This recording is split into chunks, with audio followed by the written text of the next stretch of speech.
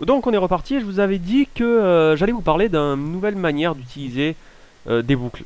En fait, vous pouvez utiliser donc le while, mais vous pouvez utiliser une commande que personnellement je préfère, c'est la commande for. Alors, ne vous leurrez pas, elle fait exactement la même chose, hein. Ici on va garder donc inférieur à 10, d'accord, on va essayer de faire la même chose avec un for.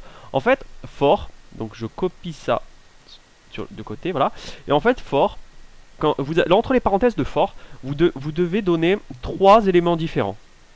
Chaque élément est séparé par un point virgule. Donc ici vous avez 1, 2, 3, là où j'avais mon curseur, d'accord? Donc le premier élément, d'abord je vais faire un aperçu de l'ensemble. Le premier élément, c'est l'initialisation. L'initialisation, faut pas prononcer trop vite sinon on n'arrive pas. C'est différent de l'affectation et c'est différent de la déclaration. En fait, ici, une initialisation, ça serait chiffre égale 0. Voilà. Ça, ceci est une déclaration. Int chiffre est une déclaration. Ici, chiffre égale 0 est en somme une affectation. Mais ici, on peut l'appeler une initialisation. C'est-à-dire, cet élément va être fait, ce code-là va être effectué au début de la boucle for. Le deuxième élément de la boucle for, donc après le premier point virgule, ça va être la condition. En fait, exactement le contenu qu'il y a dans while. Ça ne change pas. On va d'ailleurs le coller. Voilà. Donc la condition, ça va être chiffre, tant que chiffre est inférieur à 10. Et à droite, ce qui est très important, juste après, le troisième finalement, c'est tout simplement la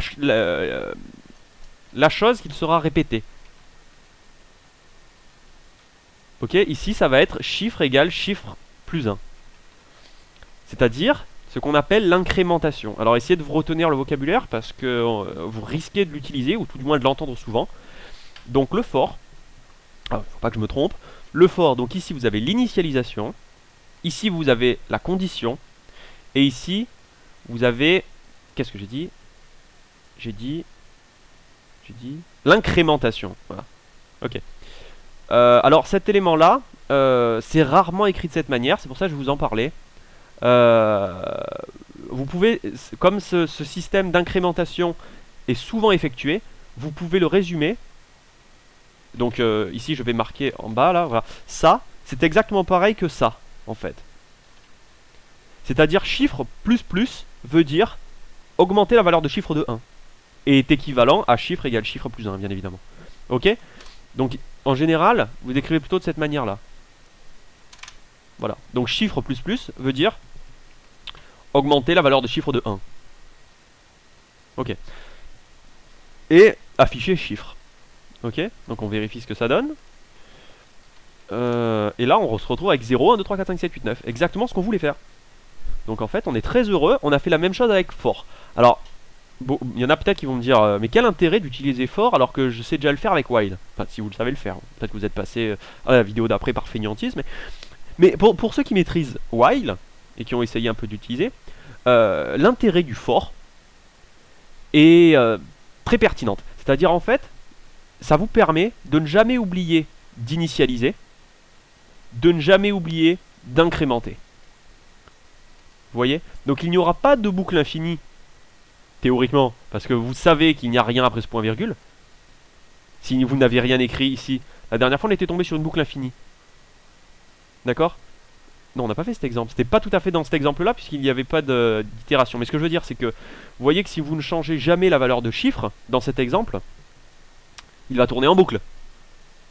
Il va afficher 0, 0, 0, 0, 0, 0, 0, 0, 0, 0. D'ailleurs, je vais vous montrer. Vous voyez 0, 0, 0, 0, 0, il affiche que des 0. Bon, je l'arrête. Donc, vous voyez que, bien évidemment, ceci est une boucle infinie. Et c'est évident à voir, puisqu'il n'y a pas d'incrémentation. Voilà. Donc, et il y a une initialisation. C'est-à-dire, donc ici je vais refaire, ici vous voyez très bien que le chiffre, bon ne vous inquiétez pas sur ce qui défile, c'est pas très très important, mais tout ça pour vous dire qu'il n'y a pas d'initialisation. Et l'initialisation, je peux même en parler, remarque, c'est pas si grave. L'initialisation est très importante, parce que en fait vous voyez que le compilateur ne me renvoie pas d'erreur. Si vous oubliez d'initialiser un nombre, lors de sa déclaration, ou plus loin, en fait, ce qui va se passer, c'est que cet élément a une valeur. Il a une valeur, mais il est impossible de la connaître. Enfin, il est impossible de la connaître, vous pouvez l'afficher. Mais c'est une valeur, disons, aléatoire. Donc, avoir une valeur aléatoire dans son programme, c'est pas une bonne chose. Il faut que l'aléatoire soit contrôlé. Donc, il faut faire des initialisations. Un aléatoire contrôlé, n'importe quoi. Ah oui, ça me rappelle une anecdote là. Un jour, on m'a dit de choisir au hasard. J'ai eu beaucoup de mal. Ça m'a fait rire. Bref, tout ça pour dire. Donc voilà, l'équivalent. Alors moi, après, c'est au goût de chacun.